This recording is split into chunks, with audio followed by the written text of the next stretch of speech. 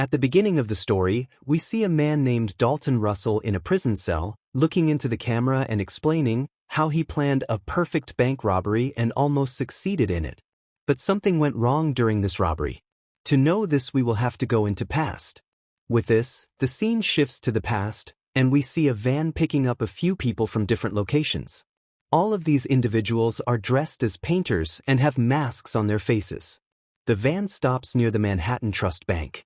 Then, we see that there are many people inside the bank who are busy with their respective work. Just then, we see Russell entering through the bank's front gate, holding a high-density flashlight in his hand. He places it on a table right in front of the security camera and turns it on, completely blinding the security camera's footage. Next, we see his other companions, wearing painter suits, entering the bank as well. After coming inside, they lock the doors, which makes the security guard a bit suspicious. But before he can do anything, Russell holds him at gunpoint from behind and sets off a smoke bomb, filling the bank with smoke. The robbers then order everyone to lie on the ground at gunpoint. Meanwhile, a police officer gets suspicious after seeing smoke coming out of the bank and tries to go inside. However, Dalton pulls out a gun from inside and announces that they have taken everyone hostage. If the police come in, they will start killing the hostages. The policeman then calls the NYPD headquarters for backup and summons the police team. Upon arrival, observing the entire situation, the police block off the whole area. Meanwhile, the bank's owner, Arthur Case, gets the news that his bank has been robbed, which leaves him deeply worried. He then calls a power broker named Madeleine White and asks her to handle the situation because there is something highly important of his in a locker at that specific branch. When asked what is in the locker, he claims that it contains some of his family's heirlooms that he doesn't want falling into anyone's hands. Madeleine assures him that the job will be done. In the next scene, we see Frazier and Mitchell, who work for the hostage negotiation team, talking to each other. Frazier is a smart and experienced cop, but an inquiry is currently ongoing against him regarding an old case. Because of this, he can't do much in the current case, but he agrees to tag along with them. Later, Frazier and Mitchell speak with Captain Darius inside a van, who is in charge of the scene. Darius tells them that they still don't know exactly how many hostages and suspects are inside the bank. Frazier tells Darius that if he is given all the details of the case, he can bring everything under control, and then they leave to get dinner. Meanwhile, the robbers escort the hostages down towards the safe room, where they force the bank employees and the other hostages to stand in separate lines. Dalton tells all the hostages to hold out their handbags, mobile phones, and keys in their hands so the robbers can collect them and put them into a bag. One employee refuses to hand over his phone, claiming he left it at home. Dalton doesn't believe him and questions him strictly, but the man sticks to his lie. Dalton then checks another employee's phone, finds the first man's number on speed dial, and calls it. The phone begins ringing right there in his office. Seeing this, Dalton drags him inside the office and beats him brutally. Terrified by this, the other hostages immediately surrender their remaining belongings. A child offers Dalton his video game, but Dalton affectionately returns it to him. After this, Dalton gathers everyone, separates them by gender, and orders them to strip down to their undergarments. When an old lady refuses to undress, a female robber from the group takes her into a separate room. The other robbers then force the remaining hostages to wear identical painter suits and masks that they had brought with them. Shortly after, an elderly bank employee with a heart condition starts feeling unwell. Dalton and his associates allow him to leave the bank. As soon as he steps outside, the police order him to his knees, apprehend him, and ask about the situation inside. He informs them that if the police breach the bank, the robbers will kill 2 people. In the meantime, the robbers inspect the rest of the hostages and survey the entire bank. Passing through the safe room and lockers, they reach a back room where office supplies are kept. Later, we see one of the robbers digging a hole in the floor inside the bank. Outside, Frazier and Mitchell discuss the released man, who confirmed that there are 4 robbers inside. Darius mentions that he is waiting for the bank's pre-robbery video footage to get an accurate understanding of the layout and situation. He also notes that all calls to the bank have been diverted to their station, leaving the next move up to Frazier. Frazier believes it isn't the right time to contact the robbers yet, as he wants to observe their next move. During this wait, Mitchell spots the robbers' van parked outside, which they assume is stolen. Eventually, Frazier gets ready to speak with Dalton and calls the bank, but Dalton ignores the call. By then, the security camera footage arrives. The police review it but find no clues because the robbers had already blinded the cameras using the lights they brought. Suddenly, there is some commotion in front of the bank and all the officers rush over. Right at that moment, Madeleine goes to meet the mayor of New York. She explains that she needs his help for a client and is monitoring the hostage situation on their behalf. She requests that he arrange a way for her to enter the bank, along with a police escort for her safety. The mayor initially refuses flat out, but after heavy insistence from Madeleine, he finally agrees. Meanwhile, the robbers release another hostage with a written message. As soon as he steps out, the police aggressively tackle him. He is a Sikh, but the officers mistakenly assume he is Arab. They remove his turban and disrespect his religion, dragging him roughly to a nearby restaurant for interrogation. The Sikh man is understandably furious, but the police manage to calm him down. He reveals that there are at least 20 to 30 hostages inside and that the robbers are foreigners. Afterward, the police read the message sent by the robbers, which demands 2 buses and a jumbo jet to be delivered by 9 p.m. It threatens that if the demands are not met, 1 hostage will be executed every hour. The note also claims that the bank has been rigged with plastic explosives from the inside. Darius responds via a message to the bank's phone, stating that they cannot arrange a jet, though buses might be a possibility. However, Frazier insists that the robbers will get nothing, not even a cup of coffee, until they actually speak with him. Suddenly, Arthur Case arrives at the scene, suggesting he might be able to help, and asks about the robbers' demands. When the cops tell him they want a plane, Case surprisingly offers to arrange it, leaving all the officers stunned. Case wants to stay and monitor the progress firsthand, but everyone persuades him to leave. Soon after, another message arrives from the robbers demanding food. The police see this as a perfect opportunity to smuggle in listening devices alongside the food to monitor the conversations inside.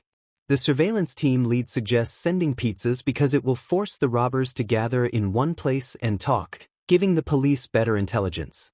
When Frazier asks about the bug, she explains that it is a digital device capable of recording for 30 seconds. Inside the bank, a hostage attempts to act smart, resulting in the robbers severely beating him and dragging him into the office supply room. Shortly after, the ordered food arrives. Frazier personally supervises the delivery of the items to the robbers and introduces himself to Dalton, stating he wants to talk if Dalton picks up the phone. Dalton, however, remains silent. The police then attempt to listen in on the bank's interior using the audio device, discovering that the robbers are speaking a foreign language. Frazier guesses it might be Russian and sends Mitchell to ask the released hostages if they heard anyone speaking Russian inside. Meanwhile, the robbers take one of the female hostages and lock her in a separate room. In her place, a female robber goes into the main room and pretends to be a hostage. They repeat this process with a second lady, locking her in a third room. Ultimately, the real female robber is shown digging a hole in the supply room. Outside, the cops consult a Russian-speaking officer, who notes that the language on the recording sounds like Russian but is actually Bulgarian, spoken in Central Europe. Frazier then gets an idea. They broadcast the recording loudly outside to the public, hoping a passerby might recognize the language. The idea works. A construction worker recognizes it as Albanian because his ex-wife was from Albania. The police attempt to contact the Albanian consulate but fail, so they have the construction worker call his ex-wife to the scene. She arrives, assesses the situation, and opportunistically demands that her parking tickets be waived in exchange for her help. Frazier asks her to listen closely to the recording. Upon hearing it, the woman starts laughing, revealing that she not only knows what is being said but also who is speaking. The police become highly intrigued, but their excitement turns into disappointment when they learn that the voice belongs to a former communist president and that the recording was simply being played back on a tape. Back inside the bank, Dalton methodically checks all the safes but takes nothing from them. Shortly after, he and his accomplice open a specific safe deposit box. Inside, they find a document, a small pouch full of diamonds, and a Cartier ring. Dalton pockets the documents, while his partner places the other items back into the box and locks it. Simultaneously, Madeleine arrives with the mayor and meets the detectives in the command tent outside the bank. They introduce themselves, and Madeleine briefly outlines her purpose. When Frazier shows no interest in her help, they attempt to blackmail him using his ongoing investigation. Cornered, Frazier agrees to cooperate. A while later, Dalton finally picks up the phone, but the conversation leads nowhere as he merely reiterates that he will kill hostages if his demands are not met. The second phone call goes exactly the same way. Frazier realizes he needs to buy more time to formulate a proper strategy, so he offers them food again. Dalton requests sandwiches. Following this, the robbers inspect the hole they had been digging in the supply room, which is revealed to be a crucial part of their upcoming escape plan. After speaking with Dalton, Madeleine insists on a face-to-face meeting. She manages to convince Dalton, and Frazier escorts her to the bank's entrance, worried she might jeopardize the situation, though she assures him she can handle it. Once inside, she surveys the room and approaches Dalton. During their negotiation, she offers him a minimum prison sentence and $2 million in exchange for the contents of the safe deposit box. Dalton reveals that he knows exactly who she works for and is well aware of Case's history. He exposes the fact that Case was a Nazi collaborator during World War II while working in Switzerland. Madeleine insists she only wants to see what is inside the deposit box. Dalton proposes a counter-deal. He will keep the contents, and if he is caught, she will use her influence to help him in exchange for them. When Madeleine exits the bank, she lies to Frazier, claiming she offered the robbers a different deal that they are currently considering. When Frazier asks about Dalton, she describes him as highly intelligent but definitively not a murderer. The three cops deliberate over Dalton's profile, trying to reach a conclusion. Frazier realizes that sitting outside isn't solving anything, so he decides to go into the bank himself. He calls Dalton, offering a jet in exchange for being allowed inside to verify the hostage's safety. Dalton agrees. Frazier enters the bank and is taken to the hostage room, where he confirms everyone is safe. He asks the hostages if anyone has seen the robbers' faces, but they all say no. Before leaving, he promises to get everyone out safely. As he heads out, Frazier engages Dalton face-to-face, trying to distract him to yank off his mask, but another robber intervenes just in time. Angered by this stunt, Dalton reiterates his demand for a bus. He then heads to the supply room and asks his partner how much longer the digging will take. The partner estimates another 2 to 3 hours.